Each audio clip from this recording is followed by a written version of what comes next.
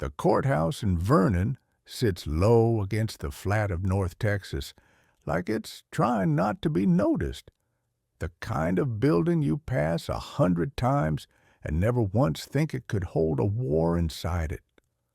Outside, the wind comes across the Wichita prairie with nothing to slow it, no mountains to catch it, no forests to soften it, just winter grass and scraped earth and the long impatience of open space. The air smells like dust that has been warmed and cooled 1,000 times, and faintly of diesel from trucks idling too long because nobody wants to shut the engine off and admit they're staying. Inside, it is colder than it ought to be, not from the weather, from the fluorescent lights, and the varnish on the benches, and the old paper stacked in manila folders, each page a thin little weapon. Men in pressed shirts sit with their knees spread and their hands locked together like they're praying. Women sit straighter. Lawyers move in that quiet, efficient way, briefcases, legal pads, a soft clatter of rings on wood, like undertakers preparing the body. Somewhere a bailiff clears his throat. Somewhere a ceiling fan turns slow as a reluctant clock. And out beyond all of it, beyond the thin walls and the talk of procedure, a ranch sits 100 miles wide in the imagination. 500,000 acres of mesquite and prickly pear, of windmills and tanks, of caliche roads and cattle trails worn into the land like old scars. A place that, for more than a century, has been spoken of the way people speak of cathedrals or storms. They call it the Waggoner, like it's a singular thing, like it was born, whole, in some clean moment of destiny. They say the Waggoner Ranch was built by grit alone. They say it was a family that held on through Comanche raids and drought and the long misery of the open range. They say it stayed together because the people who owned it loved it enough to keep it from being carved up, loved it enough to keep the gates shut against the hungry world. It makes a fine story, a kind of hymn. A man can tell it by firelight and feel bigger for believing it. But the truth is colder.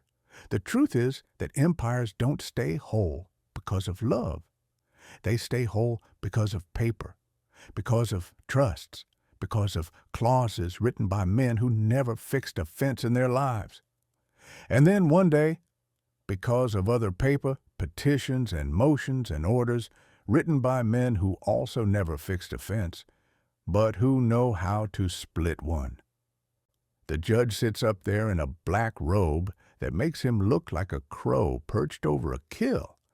He's read the filings. He's watched the years stack up like cordwood.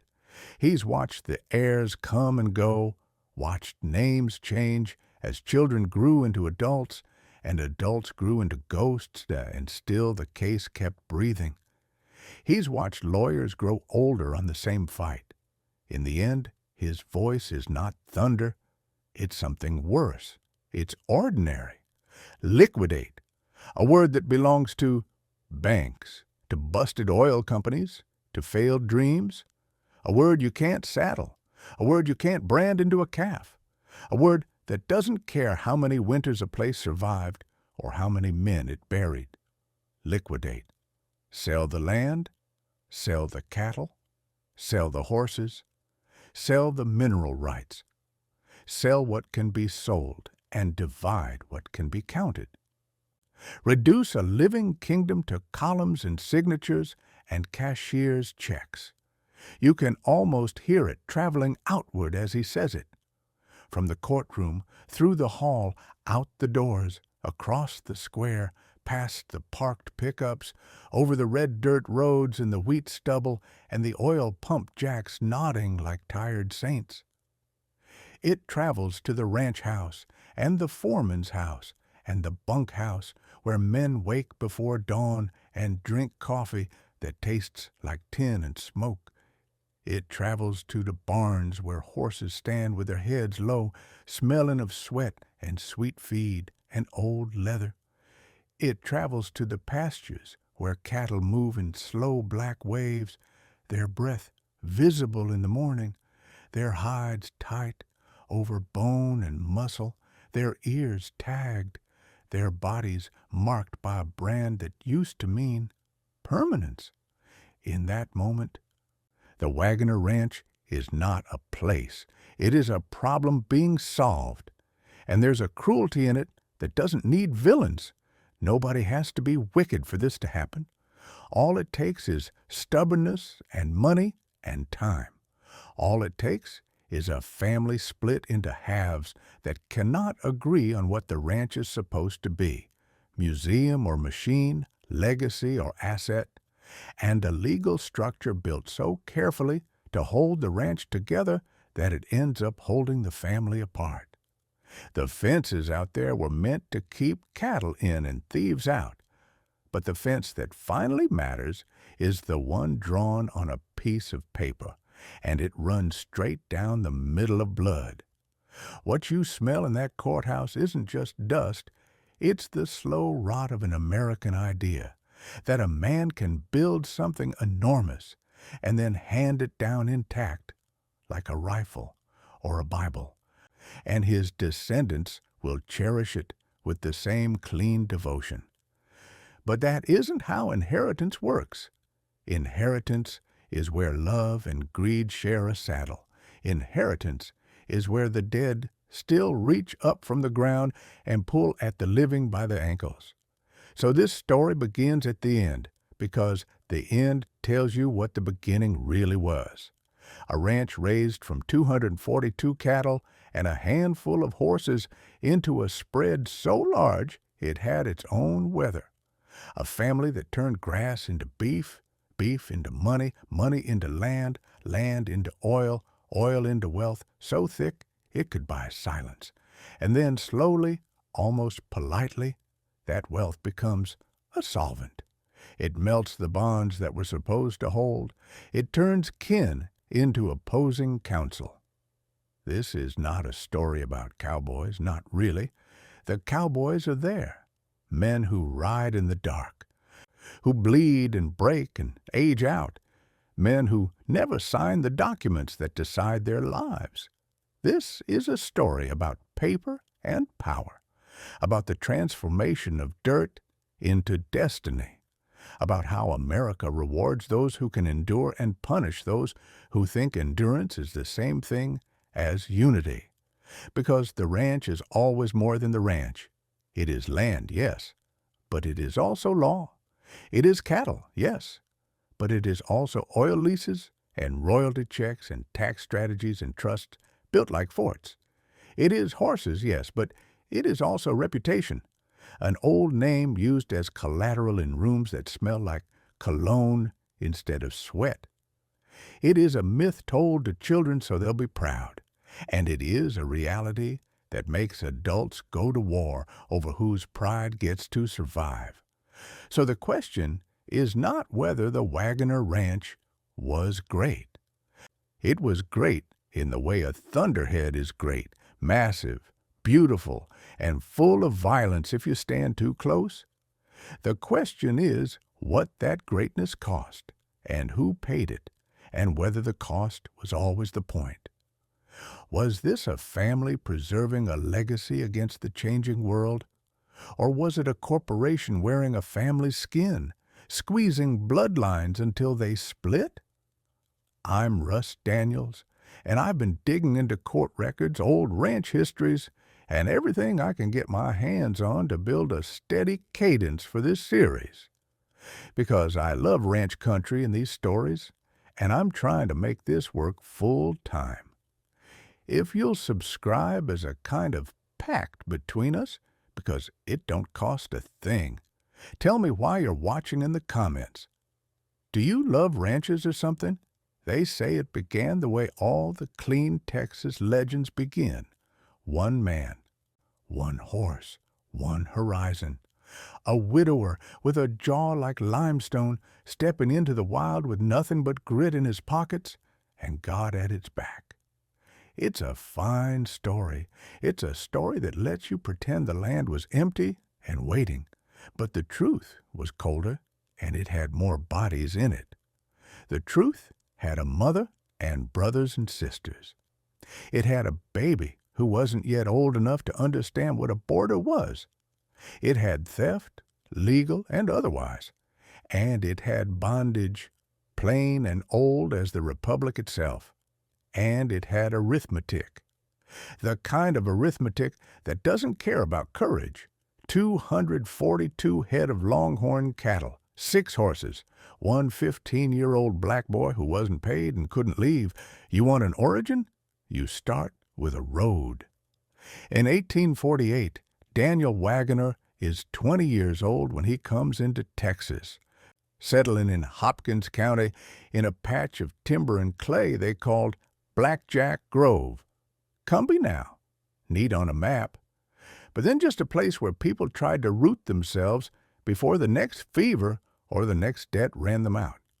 His father dies in 1849, a man who'd traded in horses and enslaved people, and Daniel inherits not just a name, but a way of seeing the world. Animals as inventory, land as destiny, human beings as labor you could own. Shortly after that, he marries Nancy Moore, and in 1852, their only child is born, William Thomas Waggoner, W.T. Tom later, a name that will get etched into deeds and oil tanks and courthouse filings long after the people themselves are dust. Nancy dies in 1853. That's the part the legends like to linger on, because grief makes a man seem noble, the widower, the lonely rider. But grief is not a plan. Grief is a wind that pushes you somewhere, and sometimes it pushes you toward opportunity. Sometimes it pushes you toward sin that pays. In 1854, 1 year after his wife is in the ground, Daniel buys a herd of longhorn cattle, not a handful, not a neighbor's leftovers, a herd. And he gathers what he has left of a family, his little boy, his mother, his brothers and sisters, and he takes with him a 15-year-old enslaved boy. And then they go northwest, out of Hopkins County, toward Wise County, into a country that was still being argued over by rifles and raids and rumors. Wise County in the 1850s wasn't romantic. It wasn't postcards. It was frontier in the oldest sense of the word, a line that moves, a line that bleeds. Western Wise County was frequented, the histories say, by hostile Indians and cattle thieves, as if danger were a kind of social call. But what it meant, day by day, was this: you slept light. You kept a rifle close enough to grab without thinking. You learned to read the grass the way a preacher reads scripture, bent one way, flattened another, a hoof print where it shouldn't be, a patch of ash that wasn't there yesterday. You learned that the land is not a stage for your bravery. The land is an indifferent thing that will let you die in silence. They trail those 242 head and those 6 horses into Wise County and settle first on Catlet Creek, near where Decatur sits now. Catlet Creek is not a river you write poems about. It's water that runs when it feels like it. It's mud at the edges and mosquitoes in season, and the smell of wet earth that turns sweet for a moment after rain and then goes back to dust. They have 160 acres there, small on paper, but in a world of open range and uncertain boundaries, even 160 acres is an anchor you can tie your life to. And you can picture that first arrival if you know anything about cattle and distance. The herd comes in strung out, not as a neat parade, but as a tired procession. Horns angled like broken branches, hooves chipping at stone, the sound of hide rubbing hide, the older cows lowing, the calves bawling for mothers that keep walking because the hunger of travel doesn't care about sentiment. The men, Daniel and whoever rode with him, smell of sweat and horse and old leather. Their eyes are squinted raw from sun and wind. Their hands are stiff from reins and rope. And the boy? The enslaved boy is there in the margins where history likes to keep him, not in the signature line, not in the family portrait, in the work, in the carrying and the fetching and the tending and the walking behind the cattle, because a man on horseback is a man who can chase, and the one on foot is the one you spend. What do you call that? Beginning? Hardship? Or theft with a hymn over it? Because this is the truth America doesn't like to say out loud. The frontier wasn't only made by brave men, it was made by captive labor. It was made by women who cooked and buried and kept children quiet when gunfire came. It was made by boys whose names weren't recorded, but whose backs were used up all the same. And when later generations say, "We built this," they mean the family name on the gate, not the invisible hands that nailed the boards together. 2 years after Catlet Creek, Daniel buys 200 more head. Not because the land is gentle or the work is easy, but because the math says grass is money if you can keep it alive long enough to sell. And he relocates the herd to a 15,000-acre tract on the West Fork of the Trinity River near Cactus Hill, country now drowned under Lake Bridgeport. 15,000 acres. Say it slow. In a time when most men were trying to keep 40 acres from being taken by taxes or drought, he is thinking in tens of thousands.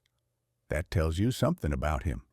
It tells you he isn't merely surviving, he's assembling. But the land does not let you assemble without payment. With the danger of raids increasing, he is compelled is the polite word, to move his family east to Denton Creek, temporarily. And you can feel the humiliation in that, the way a man must feel it when he's trying to push outward and the world pushes back. You set your posts and you build your log house and you tell yourself you belong, and then the night comes, and with it a fear that isn't superstition. Fear with footprints, fear that steals horses, fear that kills neighbors. And you move again, because staying can mean dying. This is the first rhythm of the Waggoner story, long before the oil and the polo fields and the court orders. Move, settle, expand, retreat, expand again. It's not a straight line. It's a tide. It's pressure. In 1856, Daniel purchases 320 additional acres close to Cactus Hill, 18 miles west of Decatur. 320 acres, another number, another pin driven into the map. Land as a shield, land as a claim, land as a bet against the future. And every acre has a cost that doesn't show up on the deed. Was this courage, staking a family on a hard country, or was it hunger, the kind that looks like ambition when it's successful? Daniel Waggoner had no formal education, they'll tell you later, as if that makes him a folk hero. But there is an education out there that schools don't teach. The education of watching who panics and who doesn't, of learning when to buy and when to wait, of understanding that a cow is not just meat, it's a moving bank account that grows on grass. That education is written into calloused hands and nights without sleep, and it produces men who can look at a horizon and see not beauty, but leverage. And already in 1854, in that first trail into Wise County, you can see the shape of the thing that will come, a family that will treat the frontier not as a place to live, but as a machine to run. A machine fueled by cattle and land, and yes, by human bodies, free and unfree, made to work until they can't. The myth says the Waggoner Ranch sprang from grit and destiny. The reality is that it started like most American empires start, with grief and opportunism, with a small herd and a larger appetite, with a family clinging to one another against a dangerous country, and with a boy whose life was counted as property, walking into history with no say in where the road went. They say it began the way all the clean Texas legends begin. One man, one horse, one horizon. A widower with a jaw like limestone stepping into the wild with nothing but grit in his pockets and God at his back. It's a fine story. It's a story that lets you pretend the land was empty and waiting. But the truth was colder, and it had more bodies in it. The truth had a mother and brothers and sisters. It had a baby who wasn't yet old enough to understand what a border was. It had theft, legal and otherwise, and it had bondage, plain and old as the Republic itself. And it had arithmetic, the kind of arithmetic that doesn't care about courage. 242 head of longhorn cattle, 6 horses, one 15-year-old black boy who wasn't paid and couldn't leave. You want an origin? You start with a road. In 1848, Daniel Waggoner is 20 years old when he comes into Texas, settling in Hopkins County in a patch of timber and clay they called Blackjack Grove. Cumbie now, neat on a map. But then just a place where people tried to root themselves before the next fever or the next debt ran them out. His father dies in 1849, a man who traded in horses and enslaved people, and Daniel inherits not just a name, but a way of seeing the world. Animals as inventory, land as destiny, human beings as labor you could own. Shortly after that, he marries Nancy Moore, and in 1852, their only child is born, William Thomas Waggoner, W.T. Tom later, a name that will get etched into deeds and oil tanks and courthouse filings long after the people themselves are dust. Nancy dies in 1853. That's the part the legends like to linger on because grief makes a man seem noble. The widower, the lonely rider. But grief is not a plan. Grief is a wind that pushes you somewhere, and sometimes it pushes you toward opportunity. Sometimes it pushes you toward sin that pays. In 1854, 1 year after his wife is in the ground, Daniel buys a herd of longhorn cattle, not a handful, not a neighbor's leftovers, a herd. And he gathers what he has left of a family, his little boy, his mother, his brothers and sisters, and he takes with him a 15-year-old enslaved boy. And then they go northwest, out of Hopkins County, toward Wise County, into a country that was still being argued over by rifles and raids and rumors. Wise County in the 1850s wasn't romantic. It wasn't postcards. It was frontier in the oldest sense of the word. A line that moves, a line that bleeds. Western Wise County was frequented, the histories say, by hostile Indians and cattle thieves, as if danger were a kind of social call. But what it meant day by day was this: you slept light. You kept a rifle close enough to grab without thinking. You learned to read the grass the way a preacher reads Scripture, bent one way, flattened another, a hoof print where it shouldn't be, a patch of ash that wasn't there yesterday. You learned that the land is not a stage for your bravery. The land is an indifferent thing that will let you die in silence. They trailed those 242 head and those 6 horses into Wise County and settled first on Catlet Creek, near where Decatur sits now. Catlet Creek is not a river you write poems about. It's water that runs when it feels like it. It's mud at the edges and mosquitoes in season and the smell of wet earth that turns sweet for a moment after rain and then goes back to dust. They have 160 acres there, small on paper, but in a world of open range and uncertain boundaries. Even 160 acres is an anchor you can tie your life to, and you can picture that first arrival if you know anything about cattle and distance. The herd comes in strung out, not as a neat parade, but as a tired procession.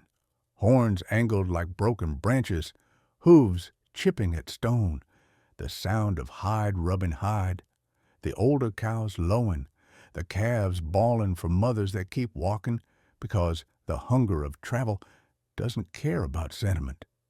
The men, Daniel and whoever rode with him, smell of sweat and horse and old leather.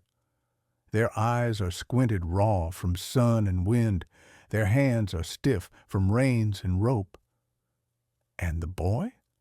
The enslaved boy is there in the margins where history likes to keep him. Not in the signature line, not in the family portrait, in the work, in the carrying and the fetching and the tending and the walking behind the cattle, because a man on horseback is a man who can chase, and the one on foot is the one you spend. What do you call that beginning? Hardship or theft with a hymn over it? Because this is the truth America doesn't like to say out loud. The frontier wasn't only made by brave men, it was made by captive labor. It was made by women who cooked and buried and kept children quiet when gunfire came. It was made by boys whose names weren't recorded, but whose backs were used up all the same. And when later generations say, "We built this," they mean the family name on the gate, not the invisible hands that nailed the boards together. 2 years after Catlet Creek, Daniel buys 200 more head, not because the land is gentle or the work is easy, but because the math says grass is money if you can keep it alive long enough to sell. And he relocates the herd to a 15,000-acre tract on the West Fork of the Trinity River, near Cactus Hill, country now drowned under Lake Bridgeport. 15,000 acres. Say it slow. In a time when most men were trying to keep 40 acres from being taken by taxes or drought, he is thinking in tens of thousands.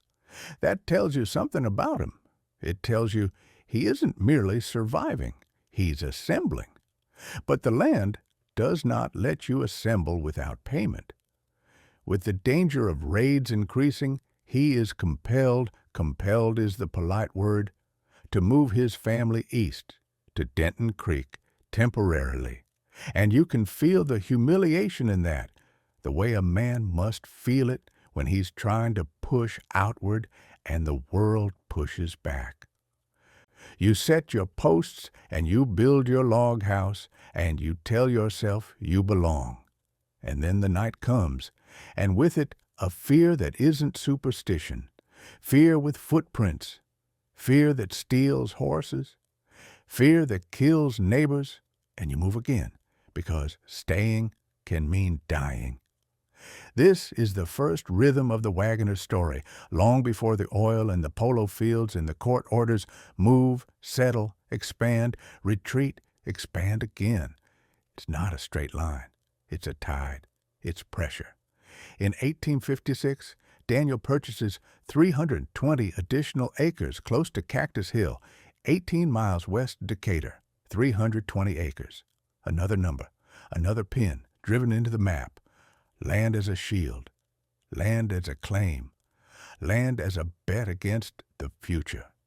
And every acre has a cost that doesn't show up on the deed. Was this courage, staking a family on a hard country? Or was it hunger, the kind that looks like ambition when it's successful? Daniel Waggoner had no formal education, they'll tell you later, as if that makes him a folk hero. But there is an education out there that schools don't teach. The education of watching who panics and who doesn't, of learning when to buy and when to wait, of understanding that a cow is not just meat, it's a moving bank account that grows on grass. That education is written into calloused hands and nights without sleep, and it produces men who can look at a horizon and see not beauty, but leverage. And already in 1854, in that first trail into Wise County, you can see the shape of the thing that will come, a family that will treat the frontier not as a place to live, but as a machine to run. A machine fueled by cattle and land, and yes, by human bodies, free and unfree, made to work until they can't. The myth says the Waggoner Ranch sprang from grit and destiny. The reality is that it started like most American empires start, with grief and opportunism, with a small herd and a larger appetite, with a family clinging to one another against a dangerous country, and with a boy whose life was counted as property, walking into history with no say in where the road went. They'll tell you the brand was just a family mark, a little flourish of iron that said, "This is ours," the way a signature says, "This is mine." They'll tell you it was tradition. They'll tell you it was pride. But a brand out there wasn't pride. It was a weapon. It was an answer to a question that never stopped being asked on the frontier. Who gets to keep what survives? Because cattle are patient, and thieves are patient too. And an open range is a kind of invitation written in grass. The country Daniel Waggoner moved into in the 1850s was still half unmade. Roads were suggestions. Boundaries were arguments. A man could ride all day and never see a fence. He could see smoke on the horizon and not know if it was a neighbor burning brush or a raiding party moving like weather. And in that kind of world, ownership is not a feeling. Ownership is something you have to prove with scars. A brand is a scar you choose.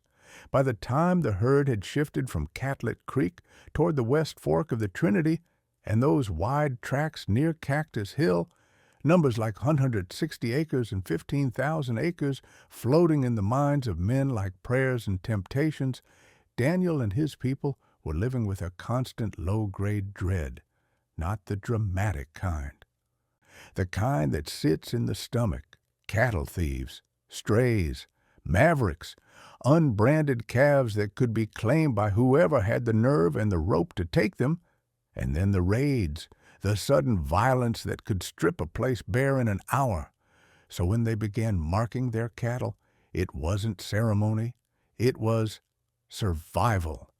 You can hear it before you see it, the racket of a branding day, men calling out, horses snorting, the slap of rope against hide, a calf bawling, high and panicked, the dust kicked up by hooves until the air tastes like grit and spit, and always the smell, hair singeing, hide scorching, smoke rising off a living body. It's a smell that doesn't leave you. It's not like burning wood. It's more intimate than that, more guilty. The early mark they used was plain in the way frontier solutions are plain. D61. Not poetry. Not symbolism. A practical stamp. A way to say in a language cattle understood, you belong to us now. And then time keeps moving, as it always does, and the world changes its face. The Civil War comes in 1861, and with it, the kind of disruption that makes opportunists and widows in equal measure. Texas is far from the great battlefields back east, but war has a long reach. Men leave, men don't come back. Money tightens, law thins out, and when the law thins out, theft becomes less risky and more common. The frontier doesn't get quieter in wartime, it gets looser. After the war ends in 1865, the country doesn't settle down. It frays. The old order breaks, and the new one is slow to arrive. Enslaved labor is gone in name and law, but not gone in consequence. The economy staggers, and across North Texas, cattle multiply on grass that doesn't ask permission. Longhorns breed and roam. They drift across creeks and ridge lines. They vanish into brush. They reappear weeks later in somebody else's herd, and the only question that matters is whether you can prove they were ever yours. That's when the brand evolves into something sharper. Around 1866, the Waggoner mark becomes the thing it will be remembered for. 3 backward Ds, 3 reverse curves, like a warning written in fire. People romanticize it now because it looks old, because it looks like legend. But it wasn't designed to be pretty. It was designed to be hard to change. A thief can take a simple mark and doctor it. Add a bar, turn a letter, make your cattle look like his. But 3 backward Ds? That's a problem. It's a mark that resists the knife and resists the quick lie. It says you can steal the animal, but you'll have to work to steal the story. And the story matters because the cattle are money, and money attracts predators like blood attracts flies. Picture the iron itself, a length of metal heated until it glows dull red, not bright like a forge in a painting, but red like an old coal. A man lifts it with tongs or a thick glove. He doesn't hesitate, because hesitation makes it worse. Another man has the calf stretched out, roped by the legs, pressed into dust, its eye rolling white with terror. The iron meets hide. There's a hiss like a curse. Smoke curls upward. The calf screams. The men don't soften. They can't. Softness out here gets priced in losses. And then the work continues. One calf after another. The brand is pressed in the same place at the same angle, because consistency is proof. Because a sloppy mark is an argument waiting to happen. Somewhere nearby, a pot of coffee sits black and bitter, boiled too long. Men drink it in quick swallows, wipe their mouths with the backs of their hands, spit dust. Sweat darkens their shirts even in cool weather, because wrestling living muscle in a pen is labor that takes everything you have. A boy runs errands. A woman may be cooking somewhere, keeping the day fed. The invisible machinery of a ranch, hands and backs and time, turns without ceremony. And it's important to understand what the brand really signifies at this stage. Not just possession, organization, the beginnings of a system. Because once you can mark cattle, you can count them. Once you can count them, you can borrow against them. You can trade them. You can plan. A brand is a primitive form of accounting burned into flesh. It turns an animal into an entry in a ledger, and it turns a wandering herd into a managed asset. That's the quiet pivot. The ranch is still raw, still vulnerable, still close enough to danger that a family might have to move east, temporarily to save their lives. But the brand is a declaration that they intend to stay in the business of staying. It is the moment the Waggoners start thinking not just like survivors, but like operators. Was it heritage they were building with those backward Ds?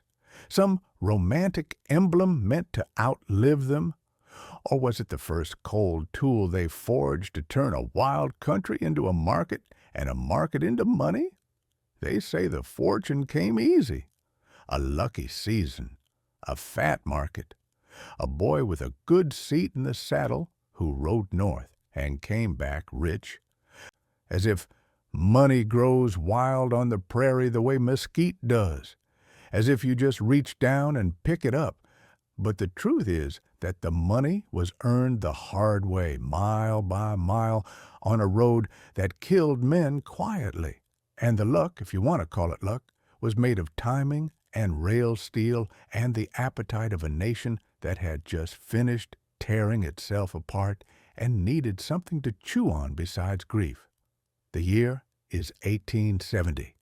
W.T. Waggoner, Tom, still a young man, 18 years old, is not yet the figure people will later name in courthouse whispers.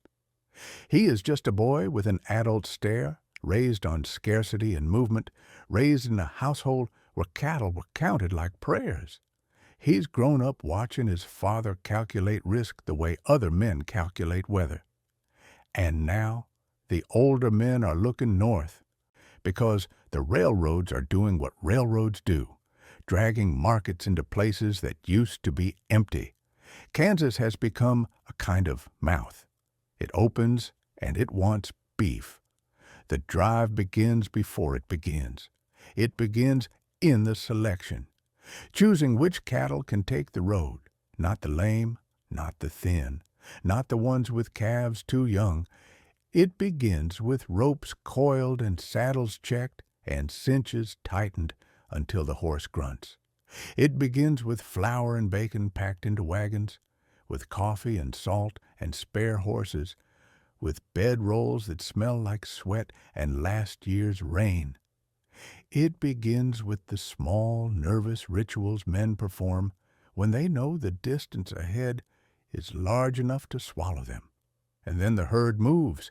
A herd does not travel like a parade. It travels like a slow, stubborn spill. The lead steers pick a line, noses low, testing the air. The rest follow because following is what they do. Hooves beat the ground into powder, horns clack, calves bawl and get shoved along. Men ride the flanks, turning strays back in with a shout and a swing of rope.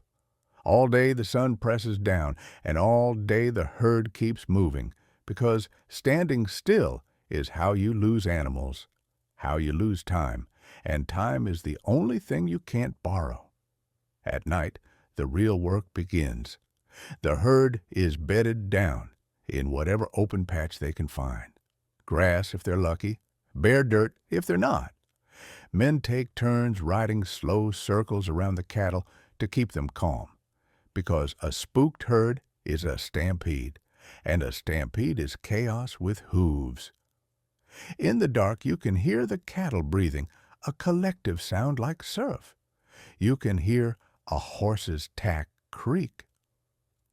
You can hear a man clear his throat and spit and keep riding, because if he stops, the circle breaks. Some nights there's lightning far off and the sky looks bruised. Some nights there's no moon and the prairie feels bottomless. You learn how large the world is when you're responsible for something that can run away in a single panic. And always there's the question of water.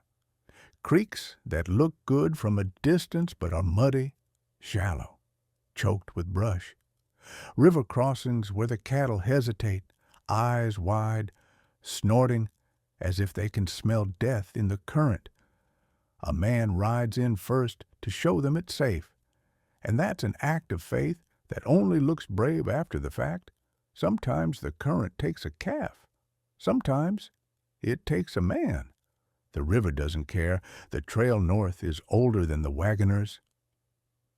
It is a corridor of commerce beaten into the continent by hooves and hunger. It runs toward the railheads, places like Abilene, which had become famous just a few years earlier as a shipping point for Texas cattle. The railroad is the new frontier now. Not a line of settlers, but a line of iron and schedule, a machine that converts livestock into cash at a speed no drover can match. When Tom reaches Kansas, he steps into a different kind of world. The air smells different, less cedar and dust, more smoke and coal. The towns are loud with hammers and wagon wheels. The stockyards are a geometry of fences and gates built to hold the chaos of thousands of animals in tight rectangles. Men in city clothes walk among the pens like they own the earth, and in a way they do, because they own the access to buyers. Commissioned men, agents, middlemen, men who don't sweat much but somehow always get paid. The cattle stand in the pens, eyes rolling, hides caked with the road, their flanks rise and fall, Some still have the dust of Texas in their hair. The brand is there on their sides like a declaration, but the brand doesn't set the price. The market does, and the market is hungry. Reconstruction is still grinding on back home.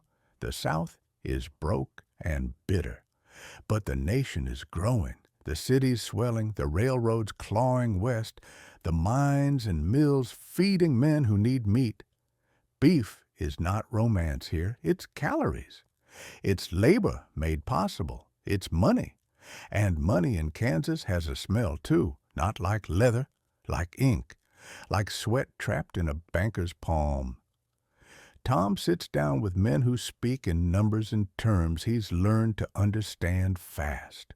Weight, condition, shrink, the pounds cattle lose from stress and travel, rail freight, yardage fees. He listens, he watches, he answers without showing how much the stakes tighten his throat. He's 18, but he can't afford to be young in that room. Outside, the weather turns the way it does on the plains, fast and without apology. A cold front can roll in and cut through a man's coat like a knife. Mud can swallow a wagon wheel up to the hub. Heat can make cattle pant and bloat. The men who buy cattle don't care about the weather, but the cattle do, and the cattle are the commodity. And so the weather becomes part of the negotiation even when nobody says it out loud. Then the moment comes that every trail drive is aimed at.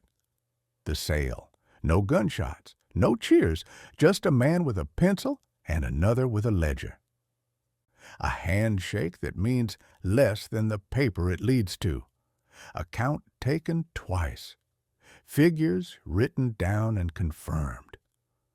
Tom watching the numbers stack up like cordwood, feeling something settle inside him that is not joy, exactly, something colder, recognition.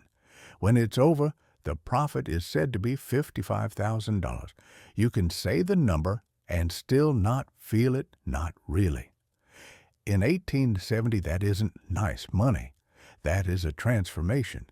That is enough to change the scale of a man's thinking, enough to turn a rancher into a builder, enough to make the horizon look less like scenery and more like inventory. And on the long ride back south, because you don't just teleport home with a profit, you carry it with you through the same miles that tried to kill you on the way up. Tom has time to think about what he's learned. He's learned that cattle are not the end of the story. They're the engine.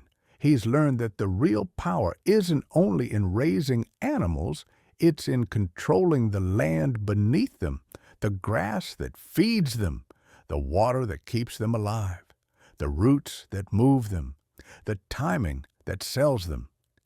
He's learned that a ranch can be more than a place to work. It can be a system that prints money as long as you keep feeding it.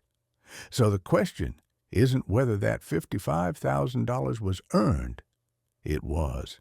The question is what it became the moment it hit his hands. Was it a windfall to be spent like any other stroke of fortune, or was it the first hard seed of something bigger, something that would buy the West itself acre by acre till a family didn't just run cattle, but owned the map? They say he bought it all in one stroke. A single deal, a single day.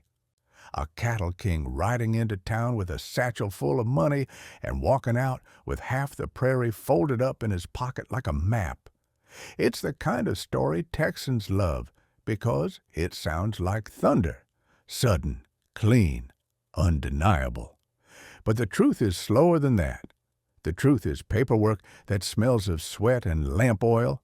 It's years spent watching grass like a banker watches interest. It's a man learning that the open range, beautiful as a dream, lawless as a fever, was dying.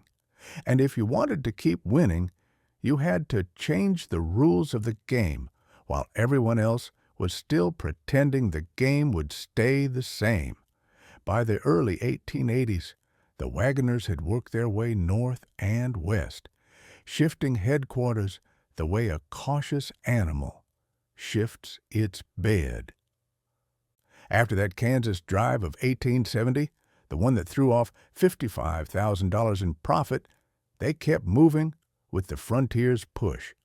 By 1871, they were settled temporarily on the Wichita River in southeastern Wichita County, the water running low and brown some seasons, the banks raw and trampled from cattle watering.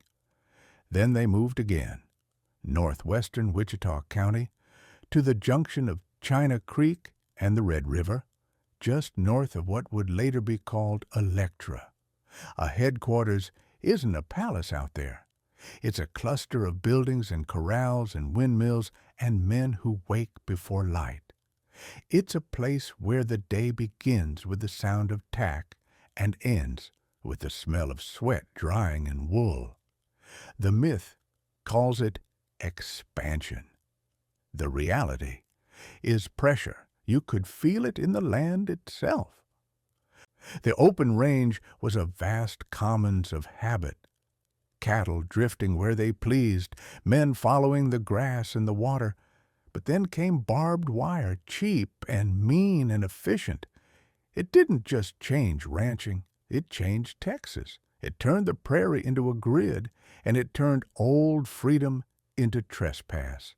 And in 1883, the year the drought bit down hard, the wire became a fuse. That summer and fall, men started cutting fences at night. Not one or two drunken boys with pliers, but organized bands with names like they were outlaw fraternities. Owls, javelinas, blue devils. They moved under moonlight and sliced through wire strung across roads and water and public land, the metal snapping with a sound like a curse. Sometimes they left warnings tacked up or scratched into posts. Sometimes they burned pastures. And sometimes the men who owned the wire met them with rifles. At least 3 men were killed in the clashes, and the state watched the country tilt toward something that felt like civil war in miniature. By the fall of 1883, the damages were estimated at $20 million. That's not folklore. That's an economy hemorrhaging. Newspapers condemned the cutting, but even the papers admitted the fences weren't all innocent. Some of them had stretched wire around public land, blocked roads, cut off churches and schools, interfered with mail delivery. The lawless had found a new way to be lawless, only now it wore a businessman's hat. Governor John Ireland called a special session of the legislature on October 15th, ordering it to meet on January 8th, 1884. Petitions poured in. Men argued until their voices went hoarse. And the state did what states do. It wrote violence into statute. Fence cutting became a felony, punishable by 1 to 5 years in prison. Malicious pasture burning became its own crime, carrying 2 to 5 years.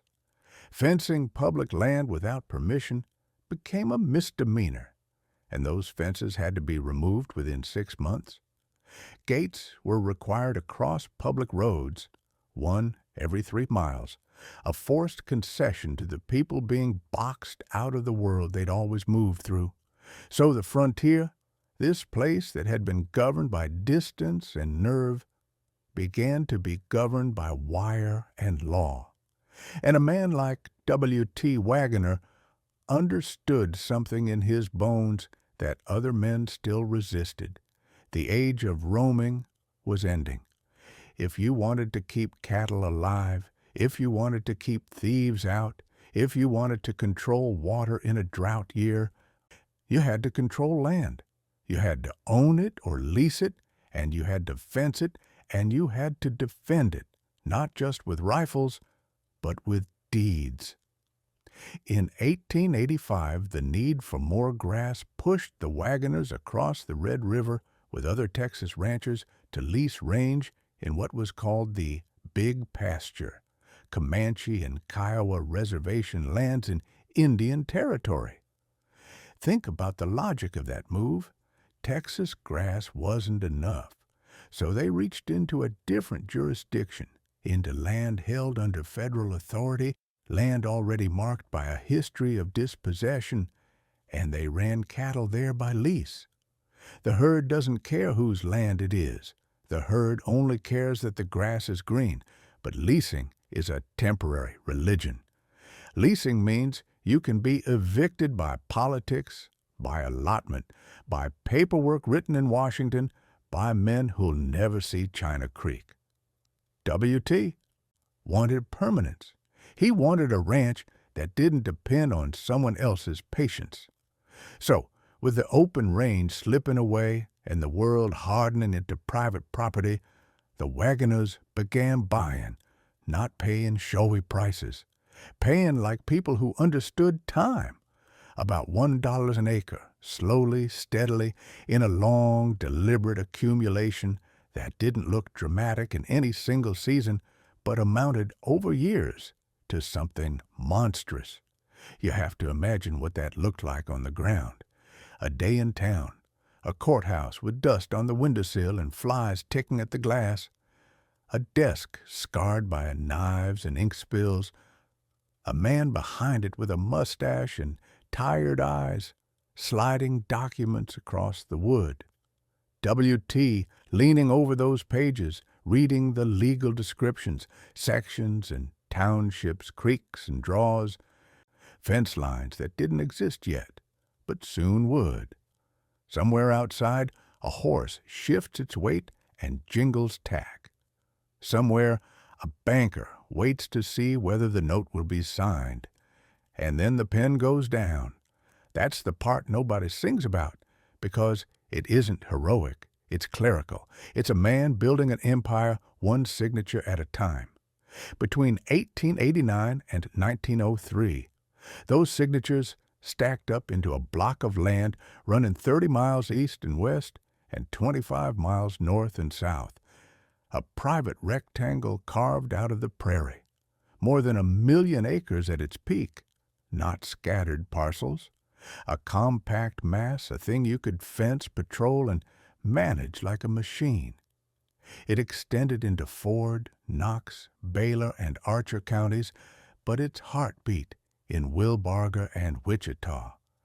The Waggoners weren't just buying land. They were buying continuity. Grass connected to grass, water connected to water, roads connected to markets. And once you own that kind of spread, you need men who can enforce it, not politicians, not lawmen. Ranch hands with reputations. Men like Jimmy Roberts, described as a dead shot. The kind of employee you don't hire for his smile. You hire him because rustlers hear his name and decide to steal from somebody else. Alongside him were men like E.B. Gillis, Walter Lawrence, Tony Hazelwood, W.D., Shinnery McElroy, names that don't end up on the gate, but without them, the gate doesn't matter.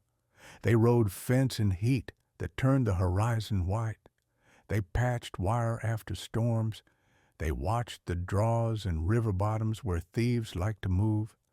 They did the slow, unglamorous work of making private property real. This was the New West, not open range, but managed range. Not the romance of drifting, but the discipline of containment. And the deeper truth under all that containment is this. Once you fence enough land, the ranch stops being merely cattle. It becomes leverage. It becomes insurance against drought. It becomes power in county politics. It becomes a platform for whatever the next economy will be, whatever the land can be made to yield. Because grass is one kind of wealth, cattle are another, but the earth has secrets under it, and men like W.T. Waggoner were learning, slowly, to listen. So when a ranch finally sits well-watered and compact, when it has turned itself from wandering herd to fenced dominion, when the deeds are filed and the wire is tight, and the land feels permanent? What happens the day you drill for water and the water comes up black? They say the oil was a blessing, like rain after a hard season, like God finally noticing the men who'd spent their lives watching clouds and grass. They say the Waggoners struck black gold and rode it straight into the modern age, clean as a hymn. But the truth is, oil doesn't arrive like a blessing. It arrives like an intrusion.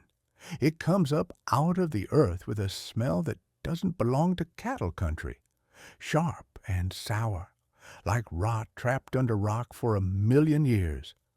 And when it first shows itself, it doesn't feel like providence. It feels like trouble finding a way in. The year is 1902. The ranch is already too big for a single man's eyes to hold. Vast, fenced, watered, organized, running cattle across a spread that has learned to behave like a private nation. The work is old work, calves dropping in spring, branding smoke, dust in the throat, riders strung along fence lines like dark beads, and always the same prayer, water. Because in North Texas, water is not scenery, it's survival. It's the difference between keeping weight on a herd and watching ribs show. It's the difference between a windmill turning and a windmill standing still like a dead thing against the sky. So when the ranch drills, it drills for water. That's the story men like to tell because it keeps the ranch honest. It keeps it rooted in need instead of greed. A cattleman asking the earth for a drink. Picture that drill site as it would have been then, not the sleek metal spines you see later, but a rough rig set up with practical stubbornness. Timber, rope, iron, and men in sweat-darkened shirts. A foreman with a voice like gravel. Mules or horses hauling, men levering. The rhythmic complaint of machinery. The ground around the bit churned to mud if there's any moisture at all, and if there isn't, it's powder that turns to paste the moment sweat hits it. They drill. The bit bites down through layers that have been quiet since before anyone called this place Texas. The men take turns. They wipe their faces with bandanas already stiff with dust. Coffee sits in a blackened pot, boiled and reboiled until it tastes like old metal. Someone tells a joke that doesn't land. Someone spits and watches the spit disappear. And then the earth answers, not with water. The first sign is smell, a strange sweetness, then a harsh tang. Men pause without meaning to. The driller leans in. Somebody says something low, as if speaking louder might offend whatever is rising. The mud changes color, darker, slicker. And then it comes, oil seeping and then flowing, black as midnight and shining in the sun like a sin you can't wash off. It doesn't look like wealth at first. It looks like a mistake. What do you do with oil on a cattle ranch in 1902? You can't feed it to a steer. You can't water a horse with it. It fouls the ground. It poisons the little clean arithmetic of ranch life. And for a cattleman raised on grass and rainfall, oil has no place in the moral order. It is the earth's business, not yours. And now it's at the surface, in the open air, stinking up the day. But the world outside the ranch has already been changing. A year earlier, in 1901, down at Spindletop near Beaumont, the ground had roared and thrown oil into the sky, and Texas had watched money erupt like a geyser. Stories traveled fast. Men who had never held a shovel suddenly called themselves oilmen. Speculators multiplied. Leases became a new kind of fever. Even if W.T. Waggoner didn't care for it, the country did. And the country was coming. By 1907, a town is laid out and named Electra, after W.T.'s daughter, a railroad town, the kind that grows where steel decides it will grow. A name on a map becomes a place of boards and nails and ambition. You can almost hear the hammering. You can smell fresh-cut pine and coal smoke. You can feel the shift, ranch country pulling a second skin over itself, something more modern and more crowded. Then, in 1911, the intrusion becomes an invasion. The Electra oil field comes in. It starts the way oil booms often start, not with a trumpet, but with a rumor that refuses to die. Somebody hits showings. Somebody's well makes enough to talk about. Then another. Then the talk turns to certainty, and certainty turns to movement. Wagons, trucks, men arriving with bedrolls and tools and contracts folded in coat pockets. Tent camps blooming on the edge of town like mushrooms after rain. A cattle ranch knows how to handle movement. Herds move, men move, seasons move. But this is different. This movement is hungry. It doesn't drift. It swarms. The landscape changes in pieces, and then all at once. The quiet of pasture is broken by the clank of pipe and the groan of engines. Wooden derricks rise like crude cathedrals. New roads appear where cattle trails used to be.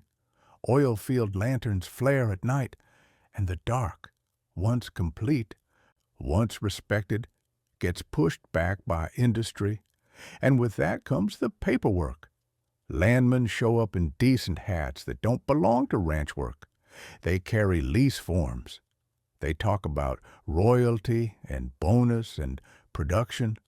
They talk fast, because speed is how you win these games. A rancher used to negotiations over cattle and grass now has to listen to men explaining how a hole in the ground can pay better than 1,000 head on the hoof. The standard deal in those days is often simple enough to understand and crooked enough to regret. A cash payment now and a fraction later. 1/8 of what comes up, if it comes up. A little slice of the earth's blood promised in ink. And the ink matters because the earth does not pay in sentiment. The earth pays in barrels and decimals. W.T. is not naive. He didn't build a spread measured in tens of miles by being a dreamer. He reads, he asks questions, he brings in lawyers. And in doing so, the ranch becomes something else. It becomes a landlord to an industry. It becomes a partner to men who do not care about fences except as obstacles. It becomes, quietly, an energy business with cattle on top. And the workforce multiplies. This is the part the myths leave out. Not just the oilmen, but the roughnecks whose hands split open on pipe threads, the teamsters hauling equipment, the cooks feeding crews, the clerks keeping accounts, the men cleaning up spills that kill grass and stain water. On the ranch side, cowboys still ride, calves still get branded, but now they do it under derricks. Now they do it with pump jacks nodding in the background like the land itself has learned a new habit. The money starts coming in, slowly at first, then steady, then heavy. Oil money is different from cattle money. Cattle money comes in cycles. Buy, raise, sell, pray for rain, pray for prices. Oil money can come while you sleep. It can come while your herd is thin. It can come while the rest of the country is hurting. It feels like cheating, which is why it attracts so many cheaters. And once the ranch tastes that kind of revenue, it changes the way the family looks at everything. Land is no longer just grass, it's geology. The ranch is no longer just a place, it's a portfolio. A fence line isn't only about keeping cattle in, it's about controlling access to what's beneath the cattle.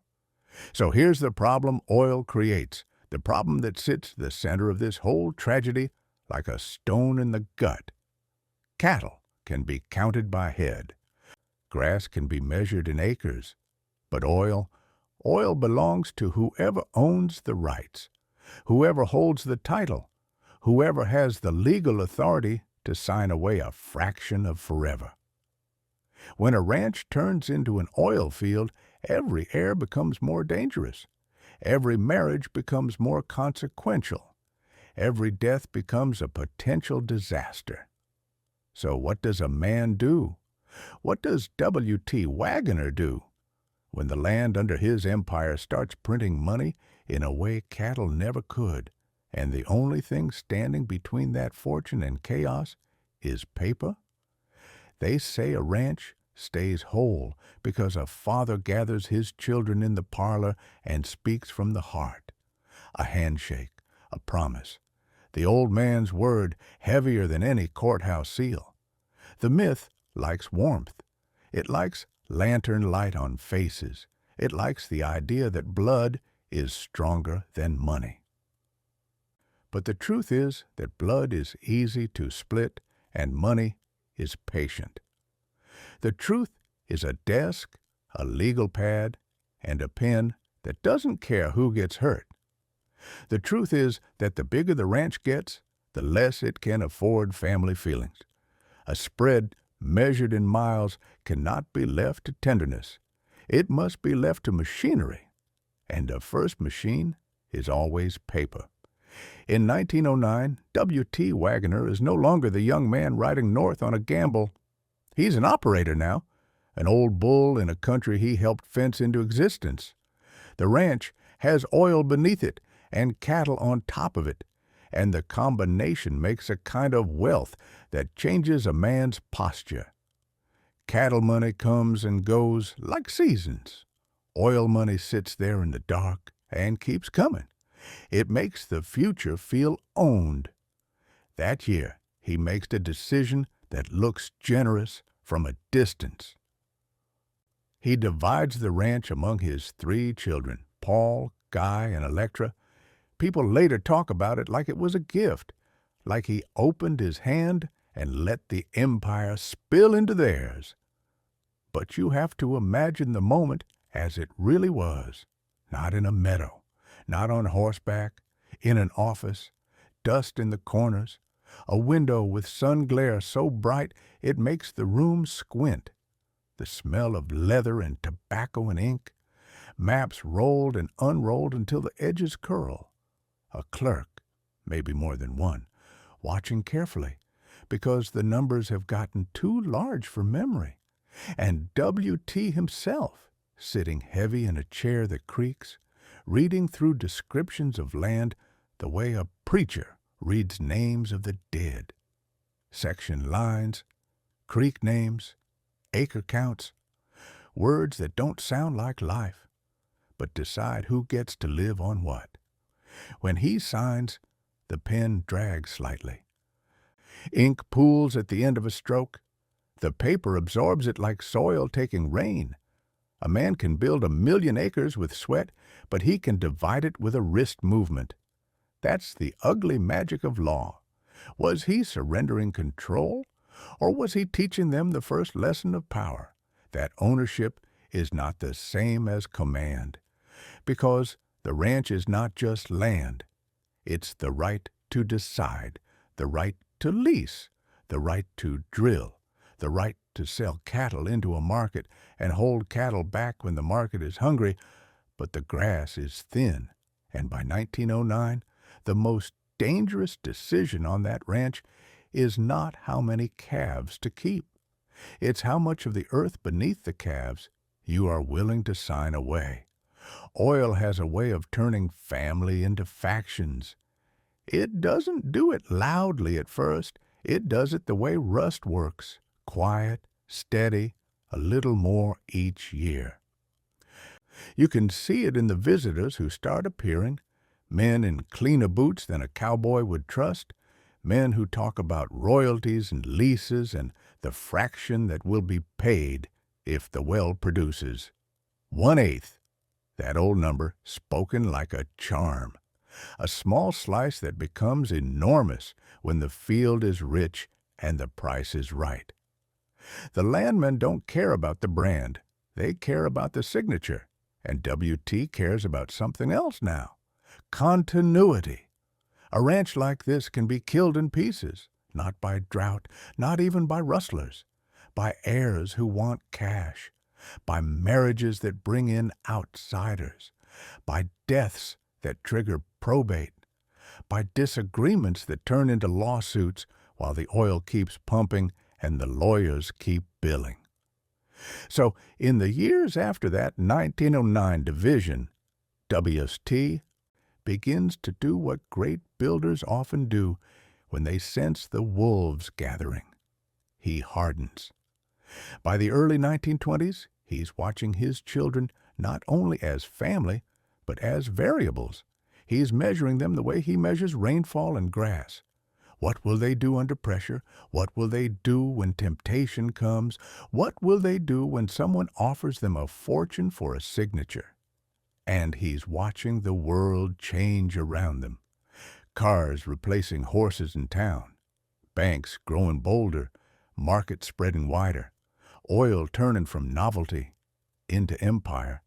Then comes 1923. That year is not famous in school books for the Waggoners, but on their land, it's the year the ranch stops being a family possession and becomes a legal organism designed to survive the family itself. W.T. consolidates the ranch under a trust, and he names himself the sole decision-maker. This is the part that sounds dry until you understand what it means. A trust is a fortress built out of clauses. It is a way of saying, the ranch is not 3 children's inheritance to bargain with. It is one machine, and I am still the hand on the lever. Picture the day it happens. The weather outside doesn't matter to the paper, but it matters to the men, and it matters to the mood. The sky might be high and pale, the wind dragging across the prairie with that constant Texas insistence.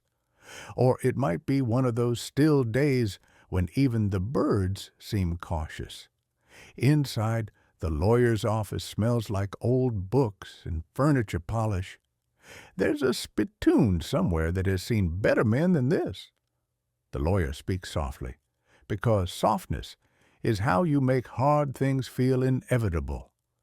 W.T. listens. He asks a question here and there, not because he's confused, but because he wants the lawyer to understand something. This ranch is not a client. It is a dominion. Treat it like one. The documents are laid out, pages stacked, margins filled with language that tries to anticipate every future betrayal. The pen is offered again. He takes it. His hand is older now, veins up, knuckles thick, but it doesn't shake. He signs, and with that, the ranch changes its nature. The children still have their shares, their names, their place in the story, but the authority, the actual command, returns to the father. The trust makes the ranch less vulnerable to the appetites of heirs and more vulnerable to something else. The psychology of one man who believes with some justification that only he can hold it together. Was it protection, or was it possession taken to its final cold form? Because a trust can preserve a legacy, and a trust can also preserve a tyrant. And once the ranch is secured behind legal walls, once the cash flow from oil is steadier and the cattle are simply one part of a larger engine, a new question rises, one that every empire eventually asks. When survival is no longer the daily terror, what do you do with power when you've already won? Do you use it to build something useful and quiet? Or do you start buying glory? Horses, polo fields, racetracks, trying to turn ranch wealth into something that looks, from a distance, like royalty. They say the golden age is when a man finally rests, when the struggle is over and the empire safely built begins to glitter. They say this is the part where the cattle king becomes a gentleman, where hard money turns into soft leisure. Polo, thoroughbreds, fine saddles. A life that looks effortless from a distance like a ranch house lit warm against a winter night. But the truth is, leisure is just another business, and sometimes it's the most dangerous one because it teaches a rich man to confuse applause with permanence. It teaches him to spend not to survive, but to be seen. By the 1920s, the Waggoner Ranch has already crossed the line from ranch to realm. The trust is in place in 1923. W.T. sitting at the center of it as sole decision-maker, a man who has learned to build walls out of paper as effectively as he once built them out of wire. Oil money is flowing beneath the whole operation like an underground river. The cattle still move, the cowboys still ride, but the ranch is now wealthy in a way that makes the old hardships feel like stories you tell for flavor. And rich men in America rarely sit still with wealth. They look for a new kind of proof. Horses had always been part of ranch life, but now they become a stage. Not just work horses, not just mounts to ride fence. Horses as prestige, horses as reputation, horses as a way to announce, without saying it out loud, that you have risen above necessity. There is a particular smell to that world, liniment and leather, sweet feed and manure, the sharp, clean bite of fresh straw. The barn is quieter than a cattle pen, but it's more intimate. Cattle are a mass. Horses are individuals. A man learns their tempers the way he learns the tempers of his children. One is nervous. One is mean. One is so calm you begin to trust it, which is always a mistake. W.T. and the ranch begin breeding and collecting quality stock. And in time, it leads into the kind of name-making that lasts longer than any cow sale. Quarter horses, polo ponies, bloodlines that can be written down and sold like scripture. In this world, a horse isn't just muscle. It's lineage, and lineage is the one thing rich people never stop worshiping. But the real pivot, the moment the ranch steps fully onto the stage of spectacle, comes in 1931. That year, W.T. decides to build Arlington Downs, a horse racing track meant to rival the best in the country. It's not a small vanity project. It is a declaration made out of concrete and ambition. The reported cost is $2 million, a number that lands heavy in the middle of the Great Depression like a brick thrown into a church window. $2 million in 1931, while banks are failing, while men are lining up for work and finding none, while the country is learning that prosperity can vanish overnight. W.T. builds anyway. You can imagine the construction.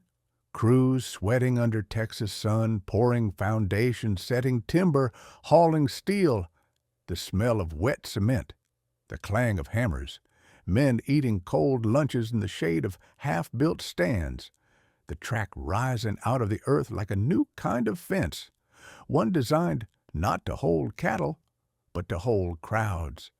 And the crowds come because people crave a place to forget. They crave speed and noise and the illusion that money still means something stable. On race day, the air is thick with cigar smoke and perfume and dust kicked up by shoes. The grandstand hums with voices. Men in suits who've never ridden a fence line place bets with the same intensity a cowboy uses to rope a steer. The announcer's voice rolls over the crowd, naming horses, naming owners, naming the dream. And somewhere behind it all, the real work continues, stable hands brushing coats until they shine, grooms tightening girths, jockeys light as boys climbing into saddles, trainers watching eyes and ears for the smallest sign of trouble. This is the invisible workforce again, the same pattern as cattle country. The glory belongs to the name on the program, but the labor belongs to men whose names are not printed. Arlington Downs is meant to be a monument, a way of translating ranch wealth into cultural power. It says, we are not merely producers of beef and oil. We are patrons. We are aristocracy. But monuments have a way of cracking when the ground under them shifts. The Depression does not respect grandstands. The economy squeezes. The track struggles. Racing is expensive even when times are good. When times are hard, it becomes an indulgence people can't justify. Arlington Downs changes hands. Eventually, it will be sold and later dismantled, its grand ambition reduced to memory and scrap. That is the hidden lesson. A ranch can endure drought and raiders, but it can still be humbled by a balance sheet. And yet, even with that crack showing, the ranch's internal golden age continues in a different way, quietly, on the land itself. Oil keeps producing. Cattle keep cycling. The ranch keeps hiring men to ride, brand, fix, build, and manage. There are cowboys out there who will never set foot in Arlington Downs, men whose entire world is pasture and windmill and the long work of keeping animals alive.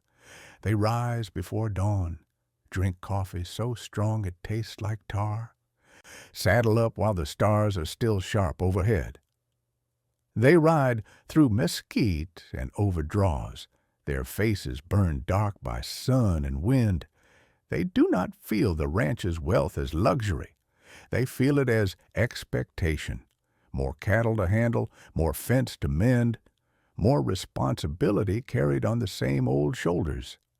This is the cruel symmetry of the golden age.